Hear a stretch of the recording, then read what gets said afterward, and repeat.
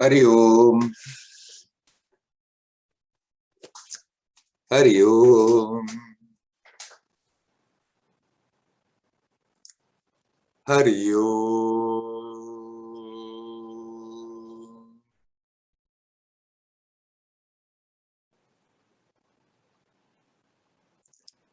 Hello, my friends.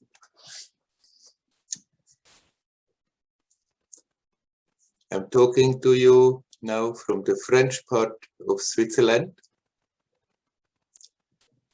near Payern, in a little tiny village with about 50 people living, called Werner, in the apartment of Sudha's mother, where we right now are staying.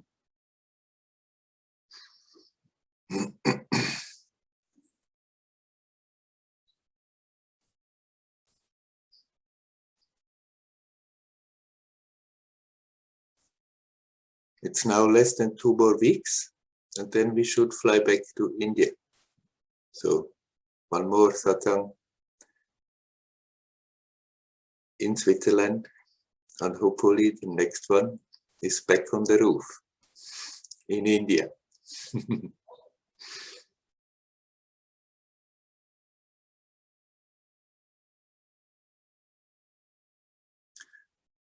I've been talking to somebody who said, I'm feeling often so not well in the body. I'm feeling often so strange. And when I practice, then the right side feels in one way, the left side feels in another way. One side is quite solid, the other side seems not quite solid, undefined, rather chaotic.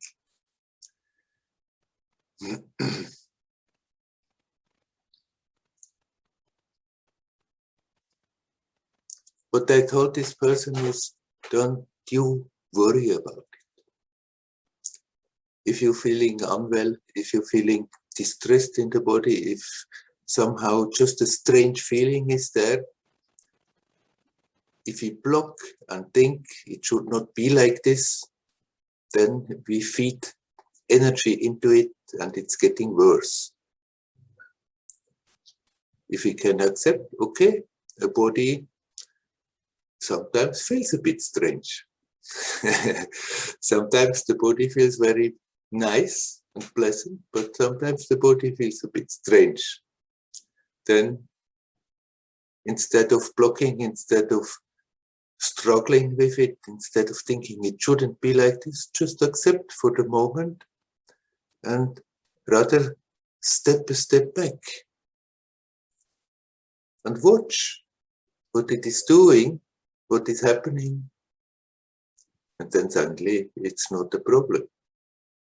It's simply, if we think that when there is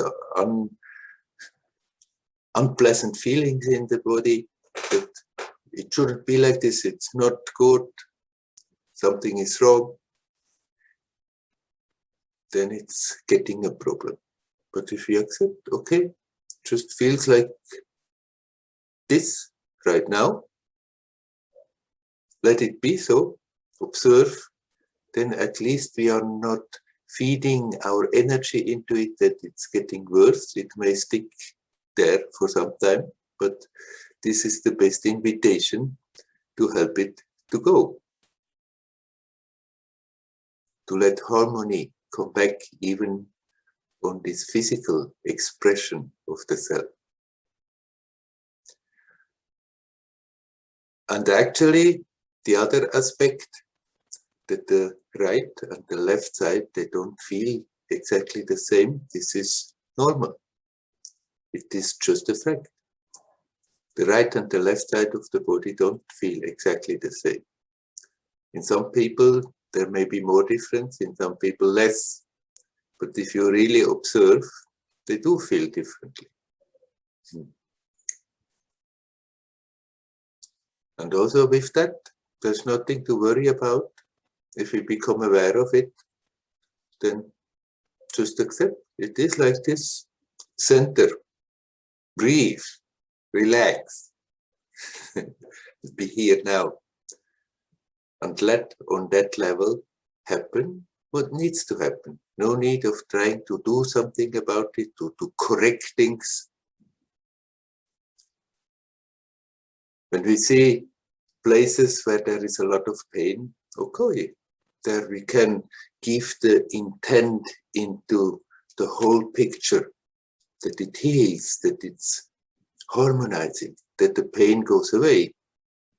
But it's better to be aware of the whole expression of this whole psychophysical instrument and relax the whole. And then these parts that have a problem, that don't function properly, have much bigger possibility, much greater possibility to put themselves right again. We don't have to go too much into it and struggle with it, but rather be aware of the whole manifestation and let go and relax. And if we let the body and the energies work by themselves, they have a tremendous capacity to set things right again. But still, the body feels sometimes better, sometimes worse. The right side doesn't exactly feel like the left side. So what? It's not a problem. It's only a problem if we make it into a problem. You are not the body, says Advaita. And of course, you are not the body in the sense that you are not only the body. But the body is not apart from you, from the self, from the essence. It's an expression of you. And so it makes sense that we keep this expression in a reasonable, good state, that it disturbs us less. But we don't have to get obsessed by it.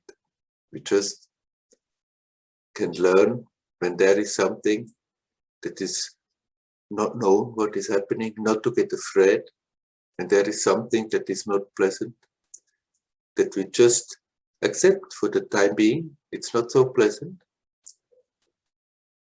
Accept and relax and let the body and the energies mend themselves, get into a harmonious state again themselves.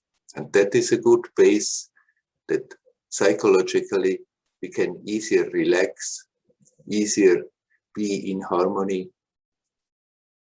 And when the psyche is quiet and harmonious, it's much easier to bring the attention to that which is prior to all this, that is quiet, that is joyous, that is timeless, spaceless.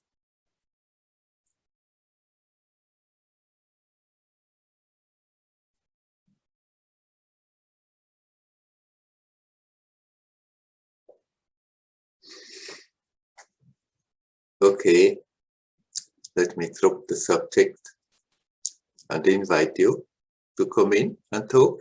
Is there anybody who is ready to come in and talk? Please come.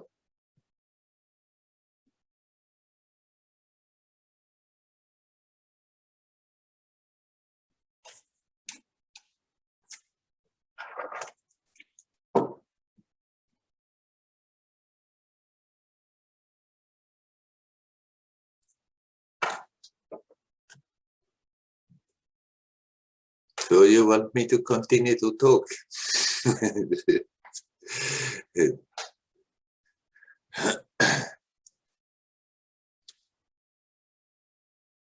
Let's go back for a little moment to the world situation.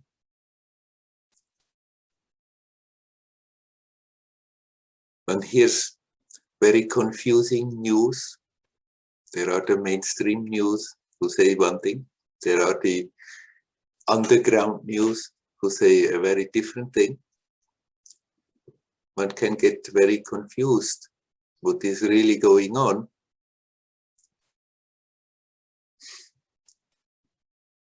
the best way to handle it is not to become afraid. Or if we are afraid, that we learn to see it. Oh, this fear is there. It has been implanted by all the information that came. So let me have a good, close, honest look at this fear that is there, how it is working, and let it go. Relax. And bring the attention back home to yourself. Ever unattached, ever unconcerned. Full of life and beauty and joy. Connect with that and let it shine in your manifestation and through your manifestation. And in that way, no matter what really is happening out there in the world, in that way, you contribute something very beautiful, something very positive. And the more people who are doing that, the more something that is anyhow coming, that is anyhow growing, that is manifesting stronger and stronger, have a better chance to come in smoothly and faster. We will come out of this chaos that is happening right now, and until then, we can contribute by not being afraid, by not worrying, by reminding ourselves that the self is not concerned and not affected by any of this. Ever shining, ever beautiful. Bring the attention back home to that and become like a beacon, become like a sun in these troubled times.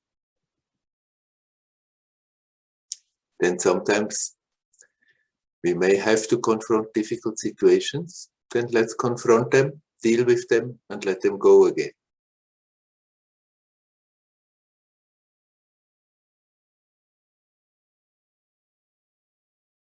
Is by now anybody ready to come in?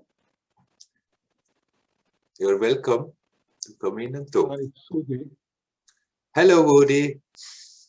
I will continue what you have said now because it's connected to something that I'm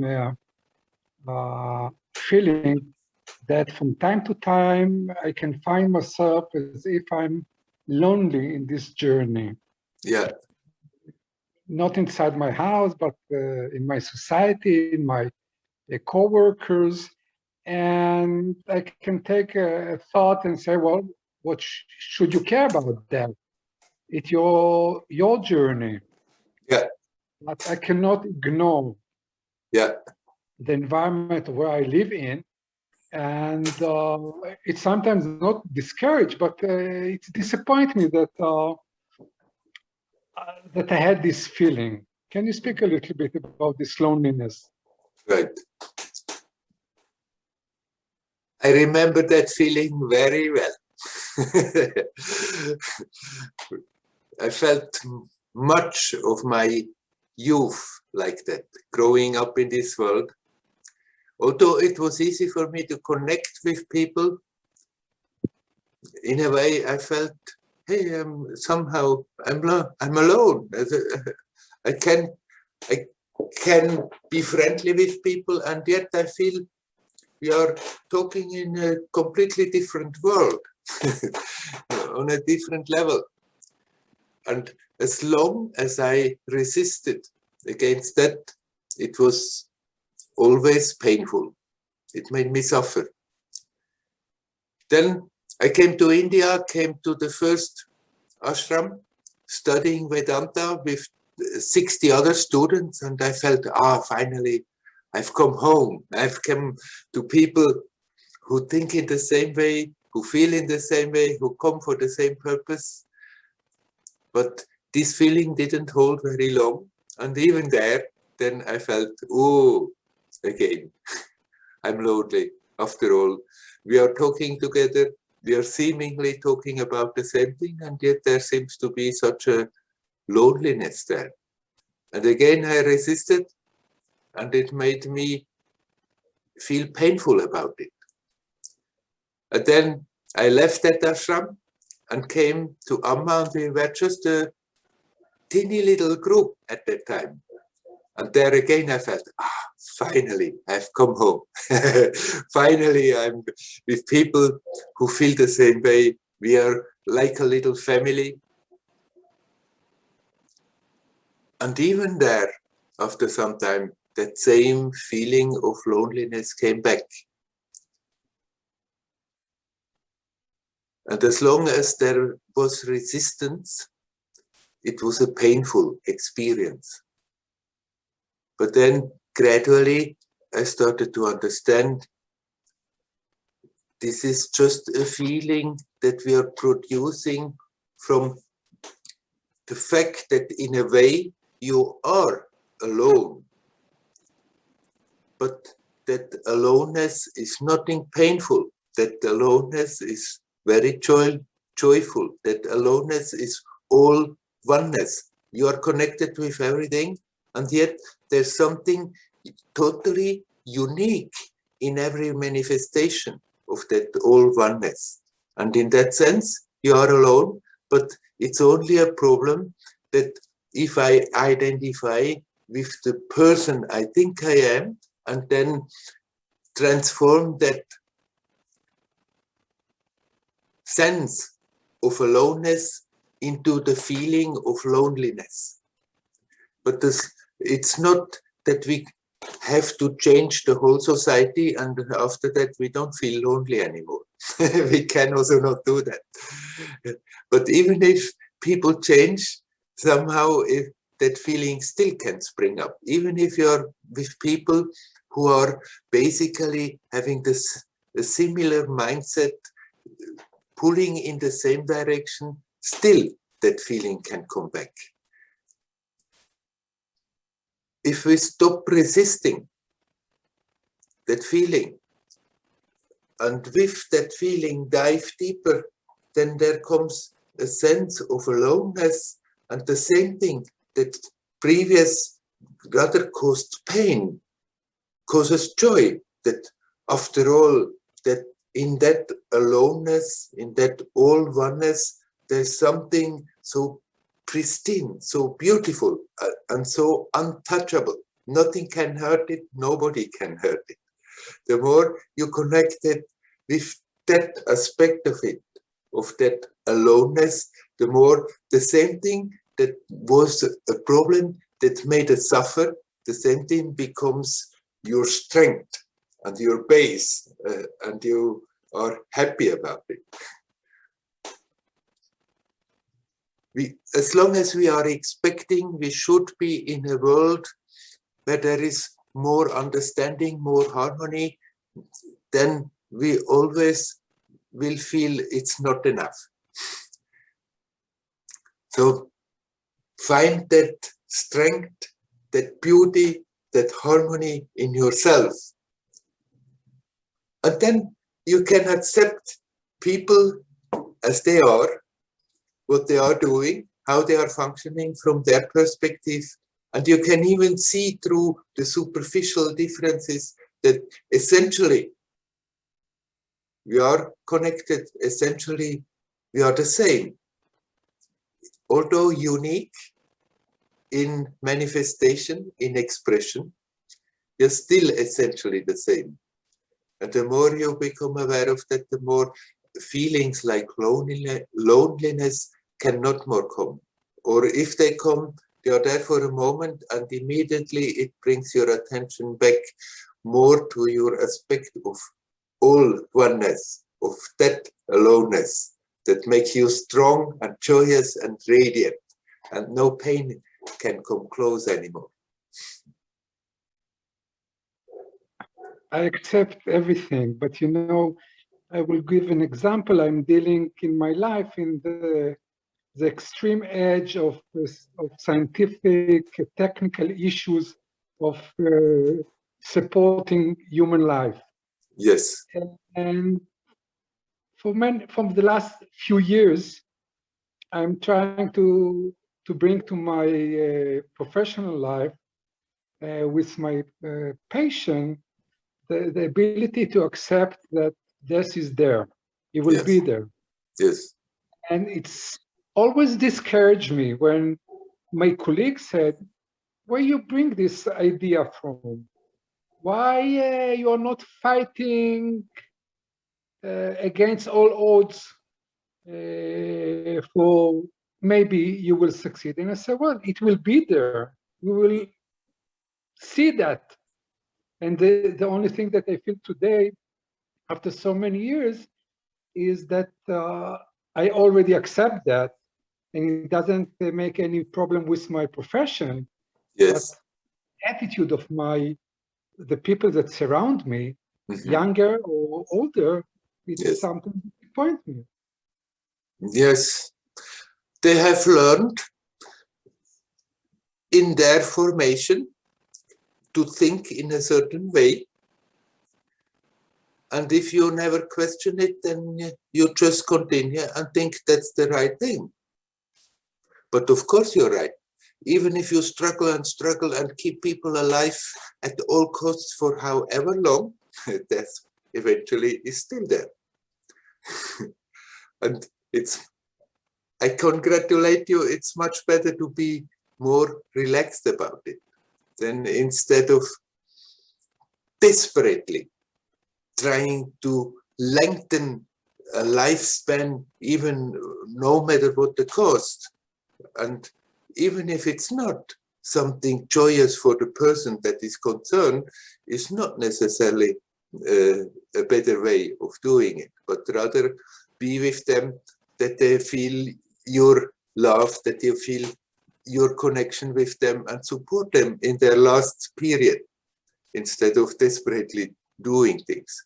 I can understand enthusiastic, scientific-minded people that they want to try and want to try and want to try, but we don't have to forget there is a person in pain and suffering, and it's more important than to be so totally scientific that you are being human and connect with that person.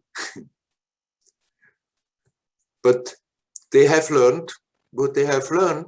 They have not stopped and questioned their beliefs, so it's most probably in most of the cases they keep their beliefs till the end of their lives.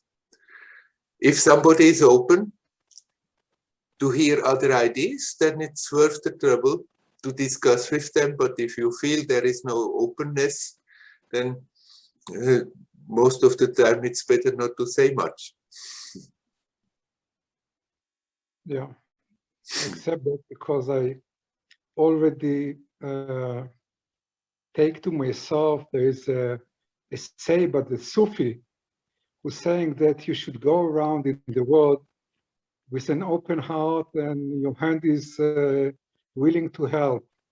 Yeah. So I truly believe in that. And as long that I'm dealing with this profession, I really hope that I will be able to do so. Yes. But conflict, as you say, are there always. Conflict will be there. That's the nature of this manifestation. There is always conflict also there. And we are here to confront them and learn more about ourselves by confronting those conflicts. Thank you so much. You are welcome. Wish you well, Udi. Thank you very much. Hari Om. Hari Om. Is there anybody else who would like to come in and talk? Please come.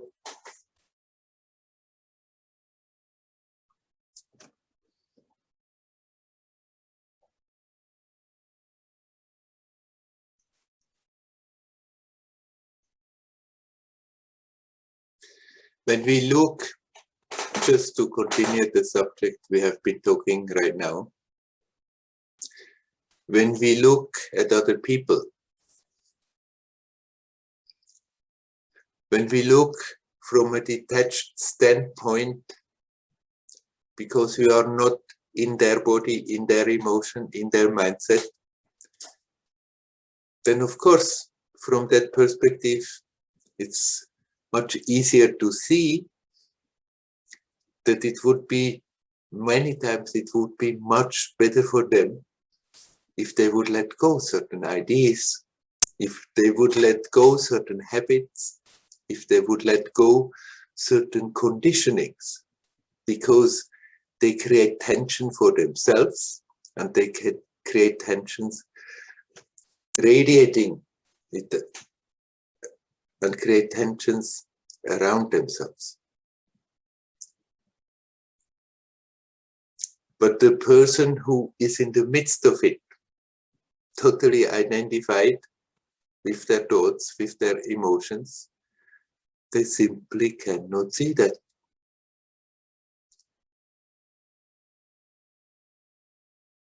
If we feel an opening in them, then it makes sense that we try to talk to them and say, look, it could be so much easier, could be so much simpler. You could live without creating pain for yourself and for others. But if that opening is not there, then it's absolutely hopeless to try to explain things to them. Try to point things out that they don't like to look at.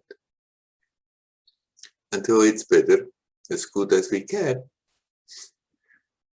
accept them as they are and let them function the way they are.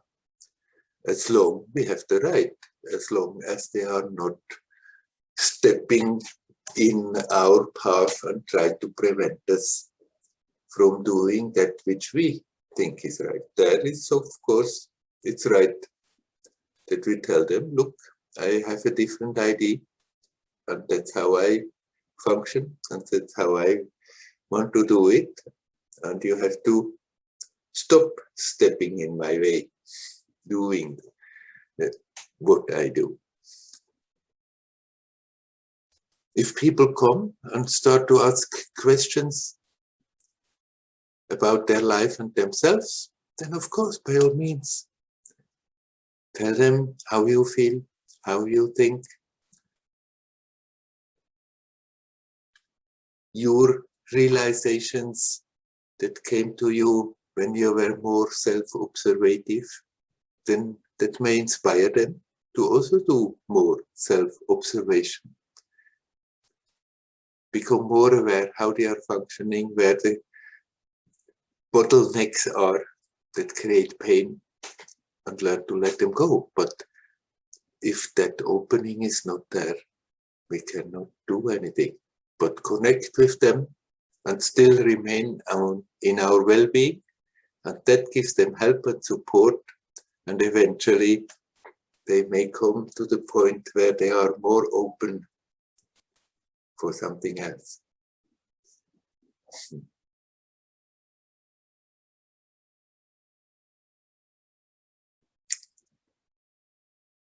Okay, my friends, is there anyone who would like to say something?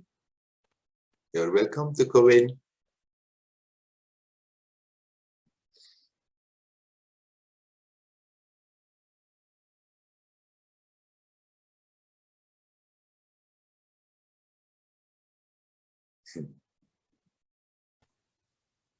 Hello, Werner.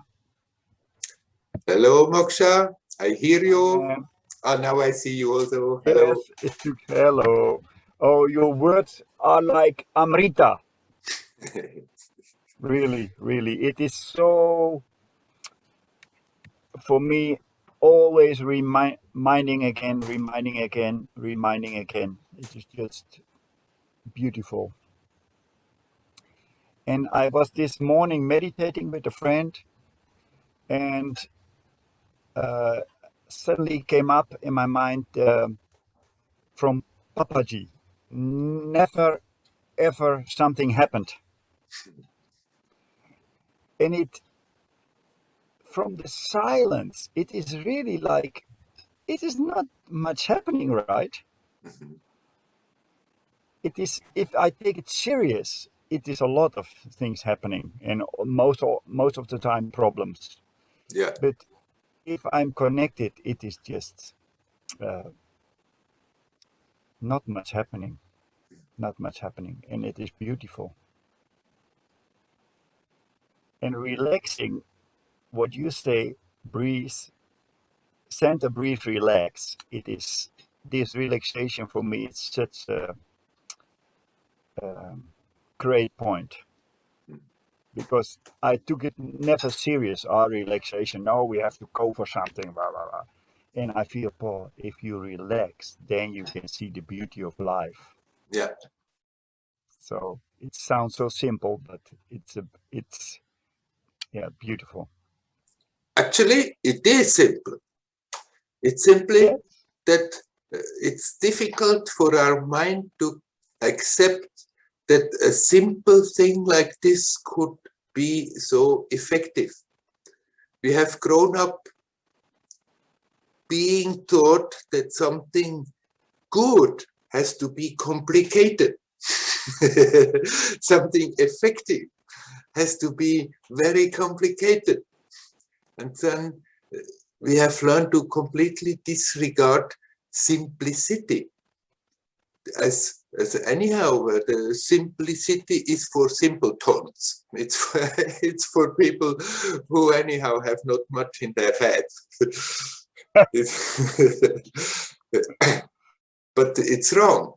It's the simplicity that helps us to go deeper. The simpler, the more powerful. From the self, from the essence, you can say, nothing ever happened.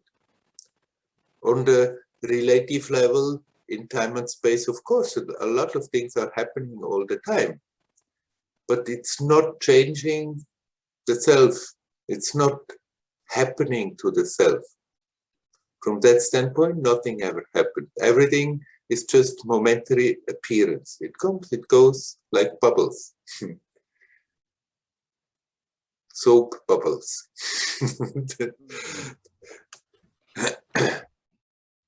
Yeah, and I don't become the idea with me is and I think with everybody maybe like, we take it serious because we think we become more happy if we are really strong going for something, or just always happiness is not here. It comes after I get this, or if I did that, and and then it becomes really serious. Yes, yes. And if you see, hey, I'm happy now, I cannot put anything on top of it.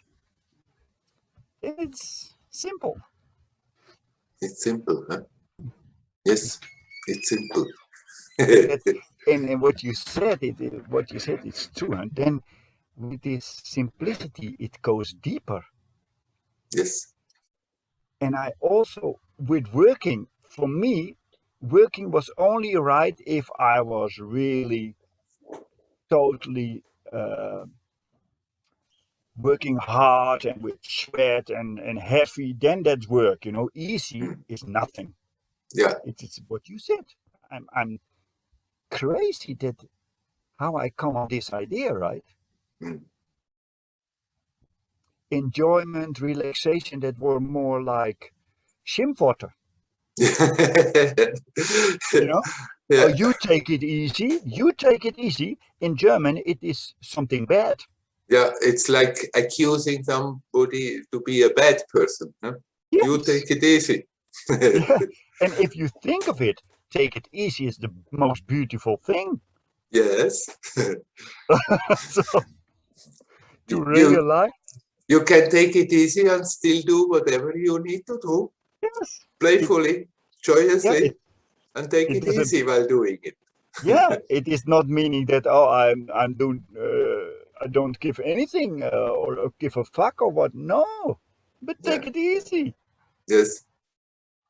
This is just, and always if I hear you talk, and in this satsang, it is reminding or hey, take it easy, relax, Mm.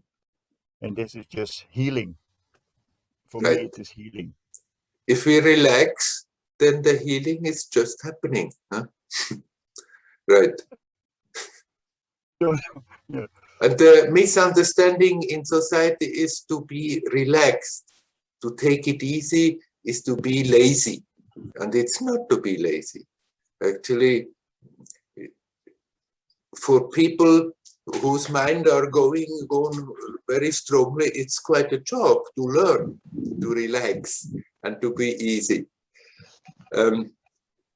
Moksha, you have disappeared. Are you still there? Yes, I'm there. Anita was in there was somebody coming in between. Yeah, but there you are again. Yes. I see you again. Yes. Yes, it's not laziness, being relaxed and take it easy. It's simply that we become aware that actually is the natural way of existing. And we have learned to be unnatural, and we think that is normal because everybody is doing so. But actually it's not normal, it's not natural, it's just usual. And the natural way of existing is to be relaxed and do not take things so terrible. You can see it in wild animals. They are in full actions at one moment, then they stop and they are totally relaxed. It's natural. They don't need to be in tension. Then there comes a danger, maybe they are a moment aware, maybe run away as soon as they feel okay. Relax, totally relaxed. And little kids also, they may have a moment, a confrontation, not like it, and express it. At the moment it's gone, it's already relaxed again. It's not that hanging on. And we have learned to hang always on to all the situations and think about them and then anticipate the next and then try to do a certain thing, and there comes all this tension. And unlearned to be natural, to be at ease, at peace, relaxed. To the point, as you said, that it becomes an accusation. That you say, so you take it easy, that is totally wrong. So it's good to break out of the conditioning of the society and what we have done ourselves, our self-conditioning that we may have done for a long time, and become aware it is simply not necessary to hang on to all those patterns that make us always tense and think, I have to, I must, I do, and just learn to be here now and relax.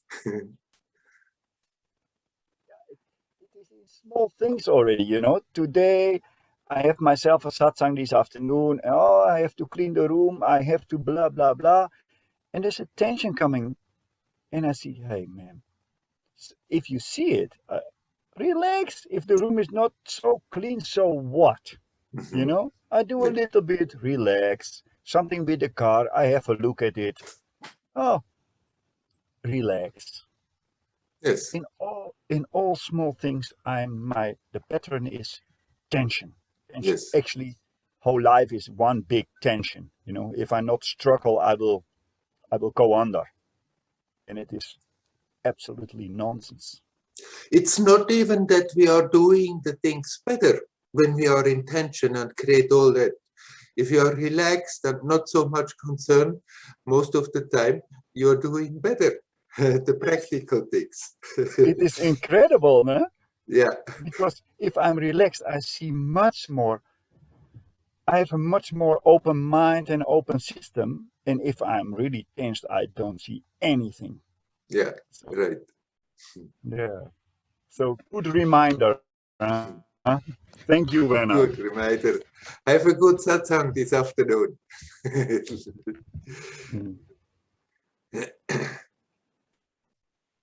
Yeah, thank you. Hari Om, Hari Om. Hari Om, Werner. Okay.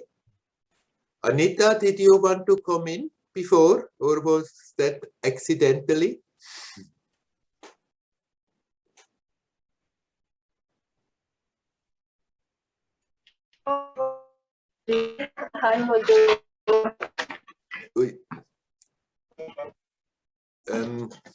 I'm hearing some sounds, but unfortunately, I cannot. It was accidentally. It was accidentally. I see. Yeah. Okay. Is there anybody else who would I like want to to say say? I'm so happy you can. Sorry, I just wanted to say I'm so happy you got the flight for India. Ah, yes, that's nice. I think we should be there. Huh?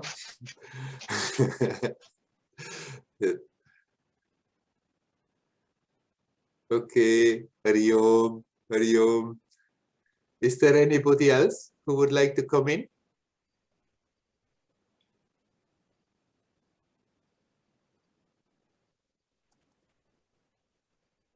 I see something moving, but I cannot hear anything. Hi, Werner. Ah, now I can see you. Hello, you are Rob. Huh? Ron. Yes, not Rob. Hi. Hello. Hi, Werner. I wanted to ask you about the difference or the comparison between practicing mindfulness and doing a mantra. Yes. Now, my back bothers me, and so I have trouble doing sitting meditation. Yes. And so after a number of years, I've started doing the mantra again, the Am's mantra again. And what happened is I had to go to the US. I live in Mexico. I had to go to the US for a couple of months, and I had all these plans trying to figure out getting the vaccine and all these different logistics. Yes. And I was in bed, and I suddenly remembered my Ama mantra, which I hadn't done in a long time. And I started doing it, and it really relaxed me. And so I've started doing it again. And one time I had a teacher, and he said that if you really believe in it, you can chant Coca-Cola, and it will help you. Yeah. So, so I was, but I'm finding that I used to do the mantra a lot, but there were years went by where I didn't do it. And I'm finding that it really, it's a powerful tool, in that I can really, when I face certain situations in life, or whenever, I can really sort of put my faith in it and say, well, I can't figure this out, so I'm just gonna stay with the mantra and let the mantra do it.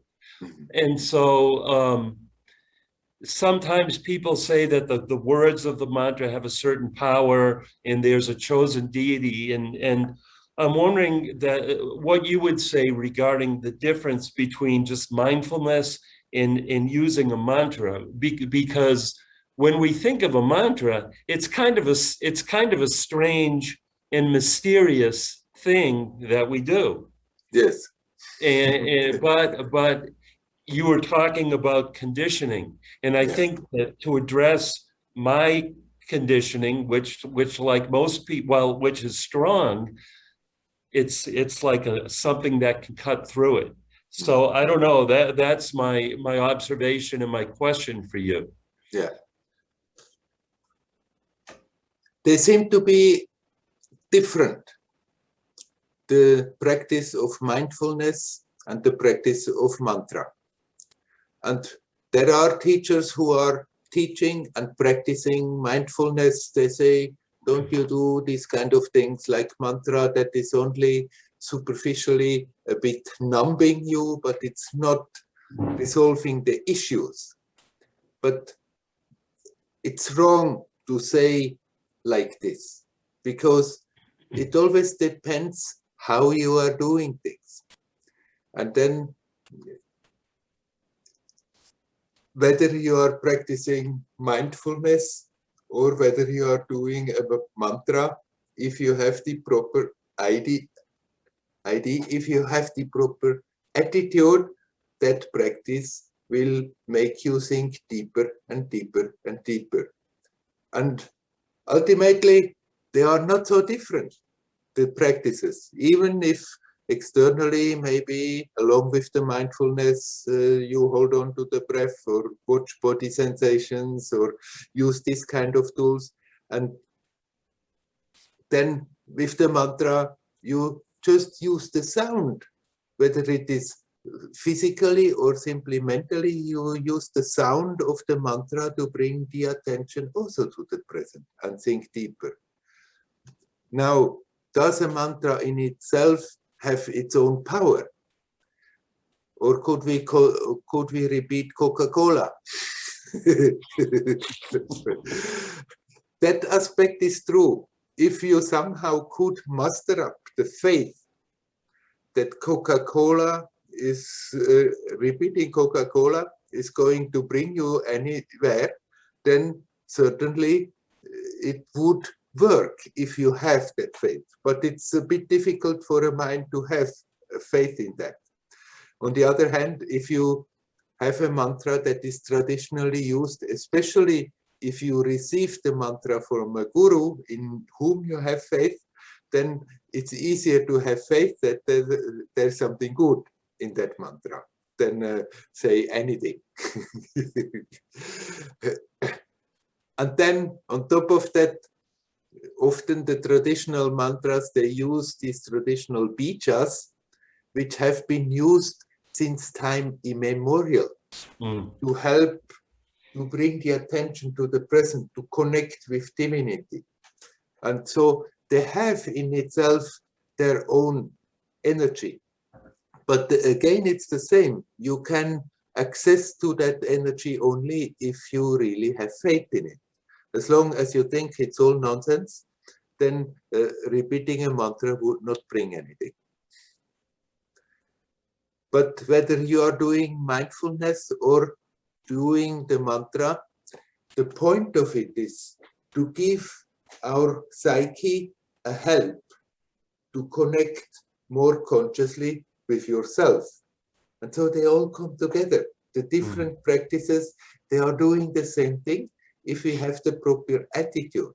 If we pick up a technique and our idea is, I just have to get better and better and better in that technique and become an adept in that technique and achieve this or achieve that with that technique, then of course they are very different, but it's not bringing you to the essence, but you may build up some energy, you may build up some ability, you may build up all kinds of things, but the point of the technique is that it's a crutch for the mind to make it easier to connect. And if you look at what you are practicing in that way, then it doesn't really matter at all what technique you are using as a tool, as a help. And since this has come so naturally back to you, you should not in any way sabotage it by thinking maybe the other technique would be better.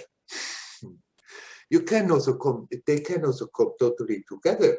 Yes. I mean, doing your mantra mindful is much more powerful than repeating it just mechanically, automatically. Right. If one does a mantra, it has the tendency after a moment, then it just goes on and the mind is still going off. Yeah. So it's very good to remind yourself again and again when you become aware how the mind is drifting off in spite of the mantra, to be mindful about doing your mantra. Yeah. And then they come together. Yeah. Right. Okay. Yeah. Also, I like to count them. First, you know, it's just the way I am. I count them. I keep a record. You know, in some traditions, they ask you to do, for example, 100,000. And so that's something else I do that, I don't know, it's just what I like to do. So, no, I do believe it's a good match for me. It's a good practice for me because I like having something I like having that tool to kind of hold on to and use. And it's very true. We can do the mantra and have the mind a million miles away. So Right. I agree that it still requires mindfulness. Right, right. It's much more powerful. If somebody repeats a mantra on and on, and most of the time it's mechanical, still it will do a little something, but it's no comparison of the power of repeating a mantra mindfully. Okay. Right. Thank you, Werner. You're most welcome. So now you are in Mexico. Yes, I was in the US I live in Mexico, but I went up there for 2 months to renew my driver's license and get the vaccine. And I'm helping a friend in Colorado I went to California for everything, but then I went to my friend's house in Colorado. I'm helping him. He's self-publishing a book and he doesn't have the computer skills. So anyway, but I'm back in Mexico now and it's good. It feels like home. So I'm happy to be here. Nice. And you can happily continue your practice there. That's it. That's Very it. good. Very Thank good. you, Werner. You're welcome. Hari Om. Hari Om.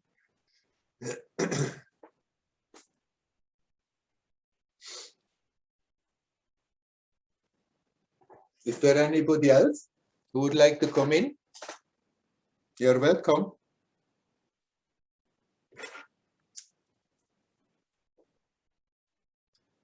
"29 people here. Nobody wants to talk?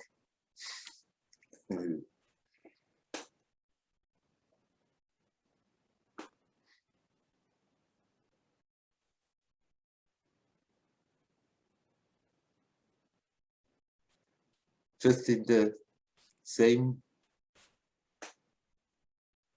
week line of thought, I had again a discussion with somebody this week who is doing Vipassana, which is a wonderful technique,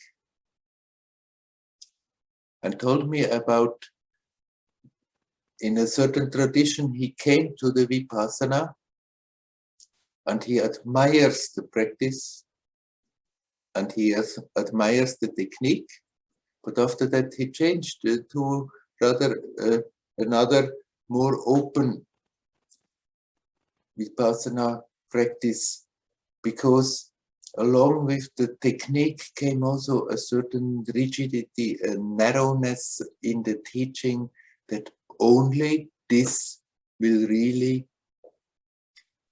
get you self-aware. And this is always a pity when teachers do that. It's so wonderful that different teachers had their own way of approaching reality, and because they know it and they have experienced that that tool has really helped them, they are all eager to tell this tool, give this tool to others, and this is wonderful. But people are different, and what works for one does not necessarily work for another. What works for the other better may not necessarily work for the first. But let us always remember, practicing is very helpful. To have a regular practice gives insight. To have a regular practice energetically helps us to deal easier with the day-to-day life, and even in the day-to-day life become more and more aware that the day-to-day life, the usual actions, the usual activities become also more and more practice. So a regular practice is very helpful. It gives strength, it gives insight. But it's good to remember that the practice is a tool for what? a tool to help us to become natural again. A tool to help us to bring the attention back home to ourselves, to the timelessness of the now, and become more and more rooted in that. The practice in itself is not there to reach a goal, to develop this or develop that. I mean, there are practices to develop certain abilities. If somebody wants to do those and want to develop certain abilities, this is, they have the right to do so.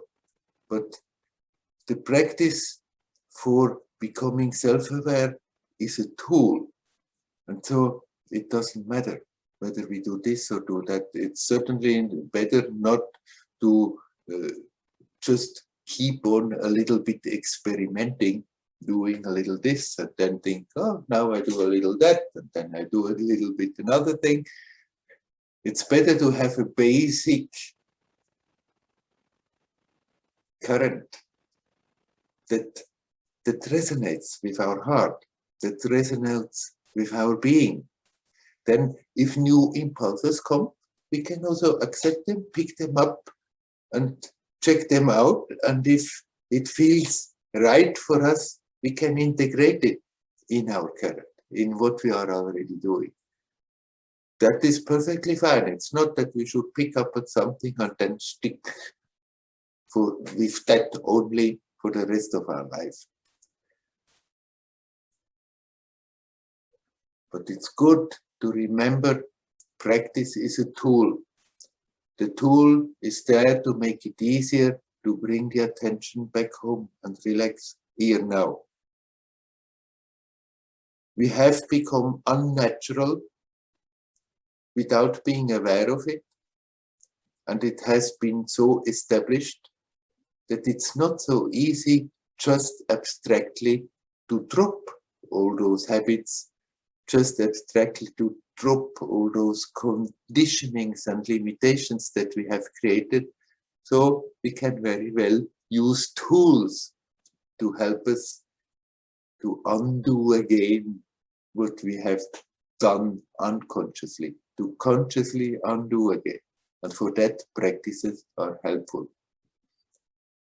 And for some, the idea of repeating a mantra seems so strange, so silly, to pick up a word or a sentence or a whole verse and repeat it over and over and over and over.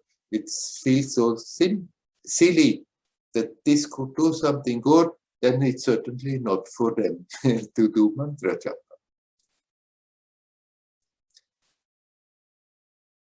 On the other hand, somebody may not feel like being with the breath. It doesn't feel juicy enough for them to be with the breath or to ask, who am I?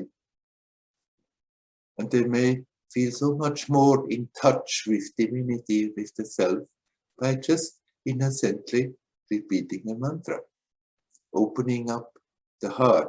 And Ron has mentioned that there is often a mantra is connected, in the Hindu tradition at least, a mantra is often connected to a deity.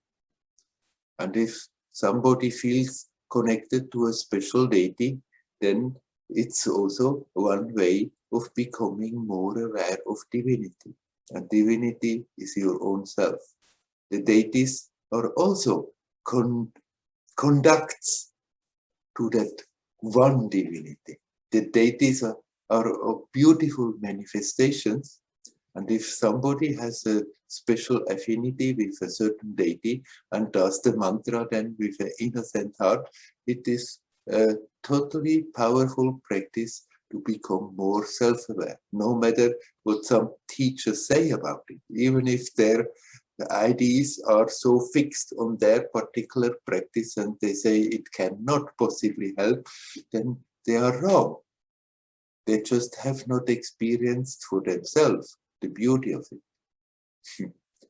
And here I can quote Nisargadatta, who was such an Advaita teacher, but he had actually he was a member of a Siddha tradition and first also got initiated in the mantra of their tradition. And in the very first part of his practice, he did it, but after that he shifted and did not do much mantra himself. But he had great respect for mantra japa to the point that in the usual Indian style of going a bit over the top in sayings in order to point out a direction, he said things like, even if you could teach a mantra to a donkey and he could start to repeat it, finally he would get self-realization.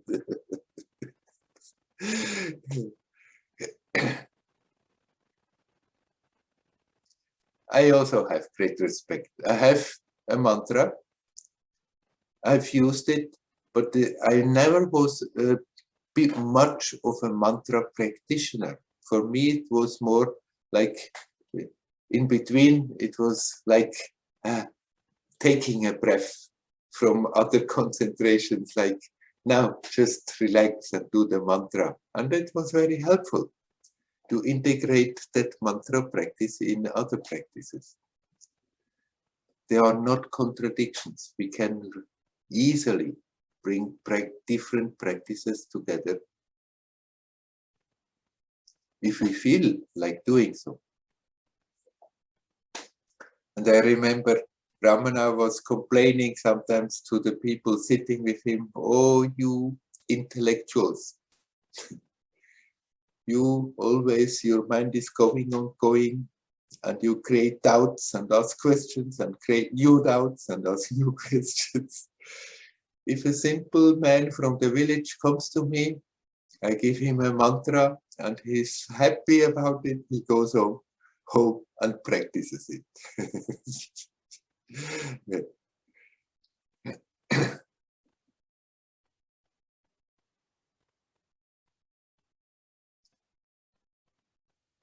Pick up that practice that comes natural to you, that resonates.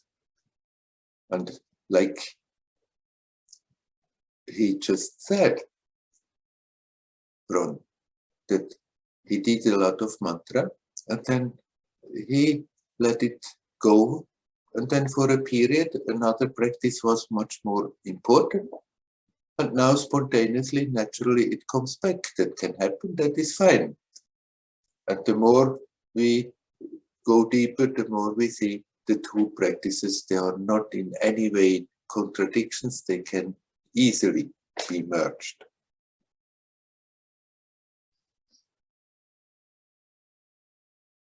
Okay, then I'm asking again, is there anybody who would like to come in and talk?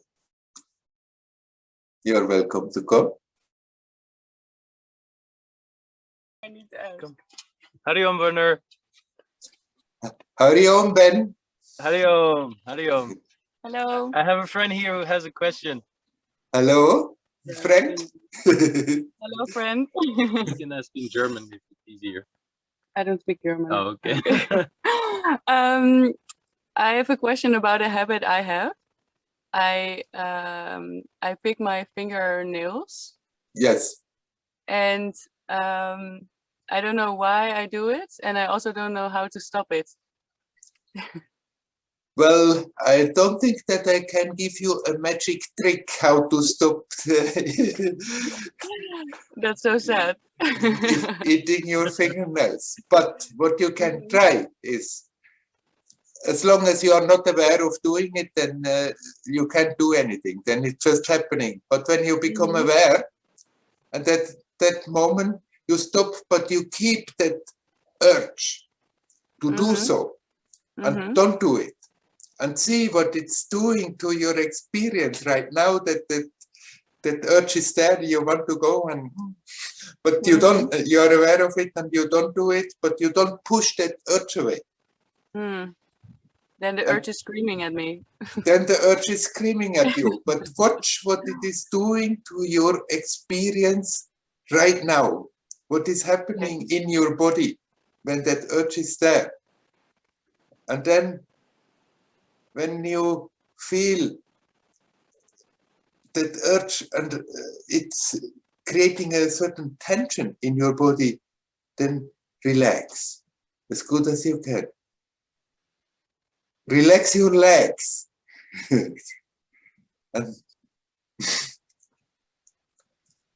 and relax the rest of your body. And then still see that idea, that urge of picking your nails. But if you have it in focus, if you look at it, at least for the moment, it's losing its power. And maybe if you do that repeatedly, it loses its power more and more. That, that eventually it doesn't come back anymore. That would be nice. Well, It's try. easier when you are talking. Try and see what happens. Okay, thank you. I wish you much success with it. Yeah, thank you. After all, it's the same with any habit that we want to get rid of. Then we can decide, okay, I'm not going to do it, but then boom, the situation comes and we still do it out of habit. Exactly. Then one may think, oh my God, you cannot do anything. But yes, we can. Then we just bring it to the attention again and say, okay, the habit is there, but the intent is there to neutralize that habit, to get rid of that habit. And every time you catch yourself that it got you again, then don't waste your time scolding yourself and think, oh my God, I'm no good. But okay, got me again. So what? It's already passed right now. I'm again here and I see it and I observe it and I tend this habit to disappear. And gradually habits, even strong habits, if we go about it patiently, they eventually disappear and leave. They have only power because unconsciously we cultivated them. Unconsciously we repeat the actions again and again, and then it has its own momentum, its own power. That's what the habit is. And then we can consciously create another momentum, another power. Eventually it's neutralizing the old habit that we don't want anymore. It's not only for picking your nails, but doing anything, any habit that we don't want. We can neutralize like this. But sometimes it may need a little time. As we build it up in time, that it may need a little time to undo it again.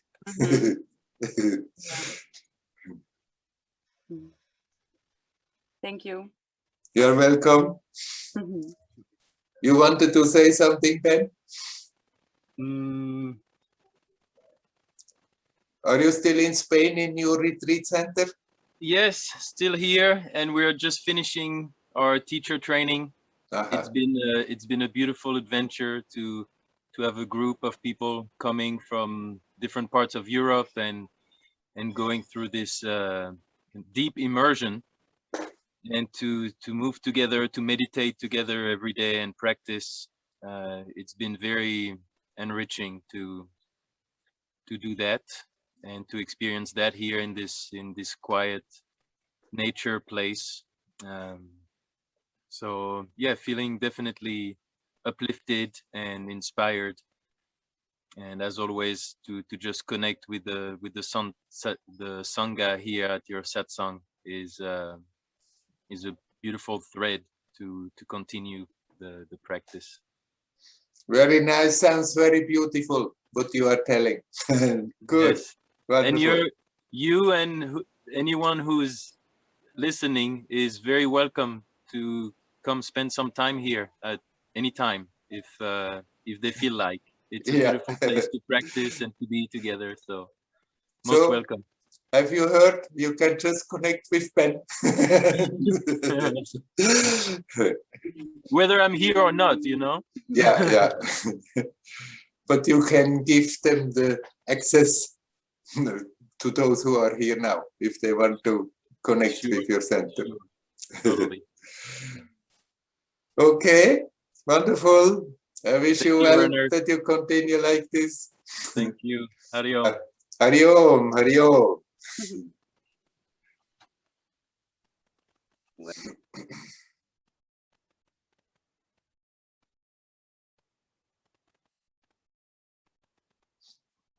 If anybody else would like to come, you're welcome to come in and talk.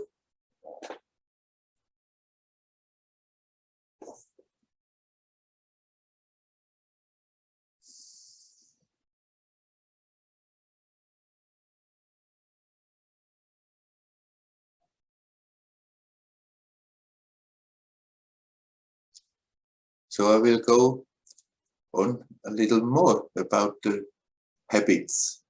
After all, it's something that we have accumulated. It's something that maybe was pushed on us when we were brought up by the circumstances, by the people who brought us up. And then we picked certain traits up and started to function like that without being quite aware that we are doing that. And people who never stop, who never look at themselves, they have often already in their youth the whole setup fixed how to function, and after that the rest of their life is simply repeating the same thing over and over and over and over in slightly different circumstances.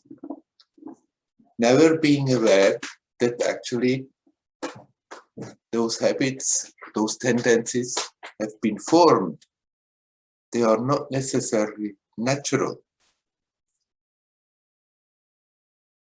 But then after some time, the total identification is there and the thought, that's what I am. Well, it's just a bundle of ways of functioning. And once we stop and have a good look at ourselves and see what we are doing, then there will be a number of things that we see it's not necessary. It's stuff that we are doing, repeating, creating unnecessary pain for ourselves and for others. And there will be other traits, other habits, of which we can say, okay, it's fine. I have nothing against it, that they are there and that they are manifested. They can be harmoniously woven into an expression of myself. But habits that prevent us from being natural, habits that prevent us from being self-aware, it's good to work on them. Some Advaita teachers may tell you, you don't have to work anything, you are already there, which is essentially totally true. We don't have to work in order to become that essential divinity. We don't have to work to get somewhere, to create awareness, to create reality, to create divinity. You are that, here, now, timeless. There was never a time when you were not that. But we learned in our experience not to be aware of them, not to be consciously conscious. And then we have built up so many habits that even strengthen them. Ben, you should also turn off your microphone, please.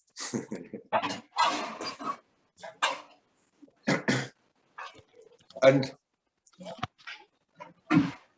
woohoo! Right. Now you turn it on. Okay, good. Thank you.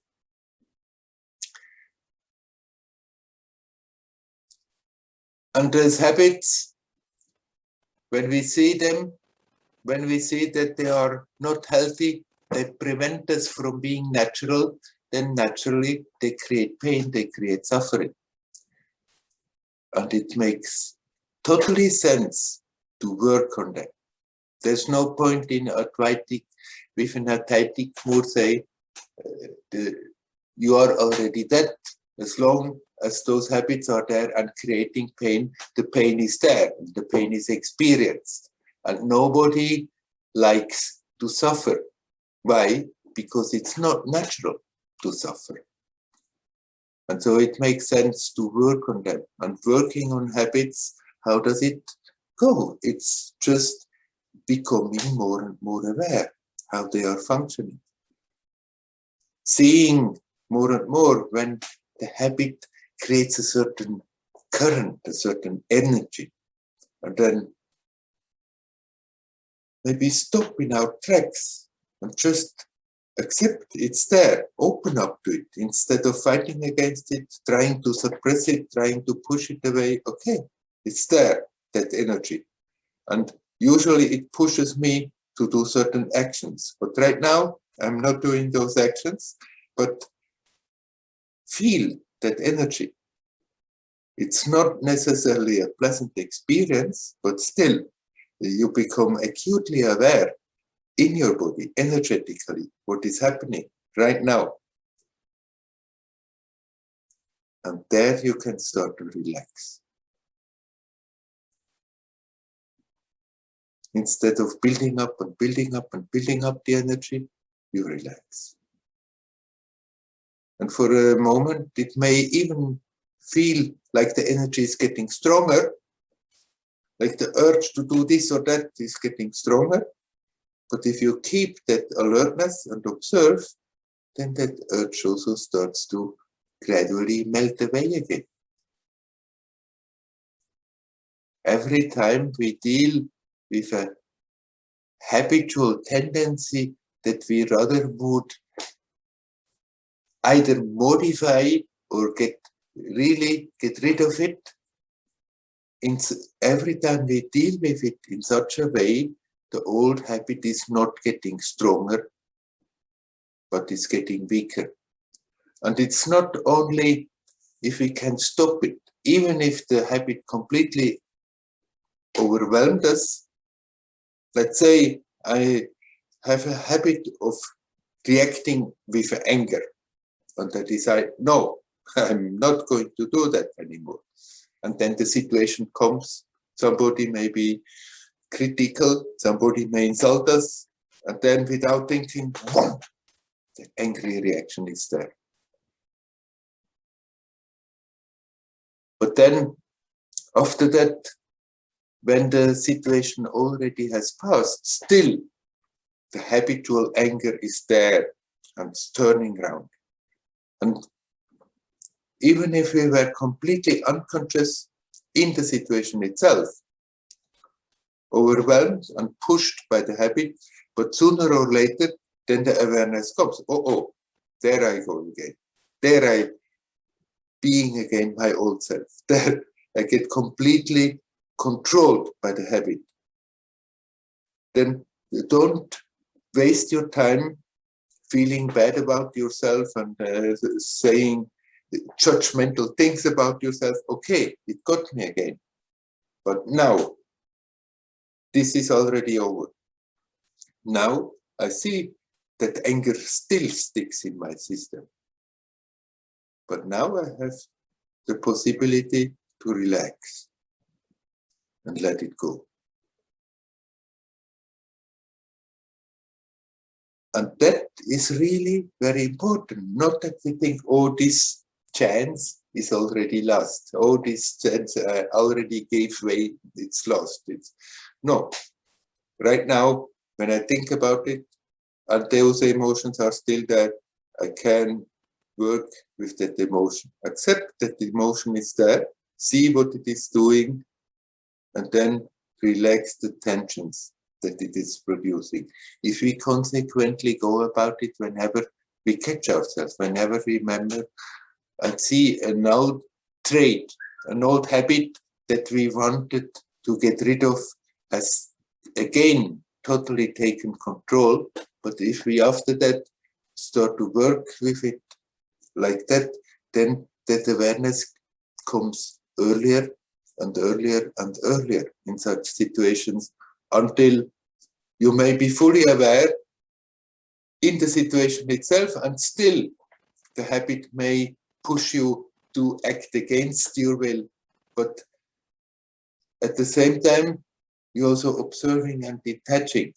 And then that old habit is not strengthened by it, but being aware of it and not wanting to be involved, overwhelmed by it, is already doing something to undo that habit, to reduce the power of the habit. And eventually, you will be able, in the same situation, an impulse comes, no matter what, whatever the habit is that we are dealing with, that we try to reduce or get rid of it, whenever the impulse comes, eventually you come to the point that even then you just can observe and relax. And if you don't want it to manifest, then the impulse simply passes by until the habit has lost its power to control you in your actions. And that work, we don't get around it in one way or another. No point in saying you are already that divinity and then you don't need to do any work. The thing is that unconsciously we do so much work. We make such efforts to keep the old persona alive, to keep the old habits alive, to keep all that alive that makes us feel unnatural. We are doing so much about it without being aware of it. Unconsciously, we do work all the time, but often in a destructive way. And if we want to get rid of the destructive aspect, then it makes totally sense to do the work of having again and again a good look, a good, honest look at ourselves and see what we really are doing, see what's going on, and then learn not to do that anymore, learn to let that go.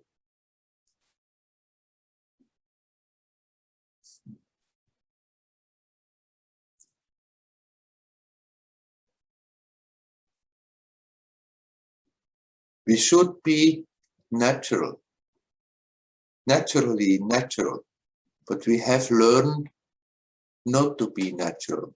And so it is funny, but so it's necessary that we have to do the work to undo all that that keeps us from being natural.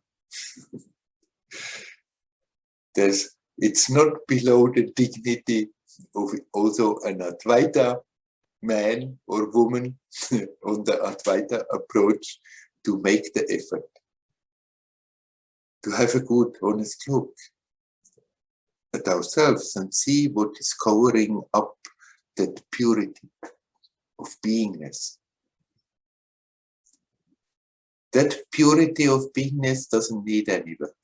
The experience of that, if once we are really rooted in that, the experience of that is unfolding effortlessly all by itself. But we prevent that natural unfolding of that beautiful experience of self-awareness, of that divine essence. We're preventing it with our mental mechanisms. We put a lot of energy in it to keep those mental mechanisms alive. And so it makes total sense to put that effort in it, to become aware of it, and then learn to detach from it, and then learn to let them go. There's nothing, absolutely nothing wrong with that effort, with that work.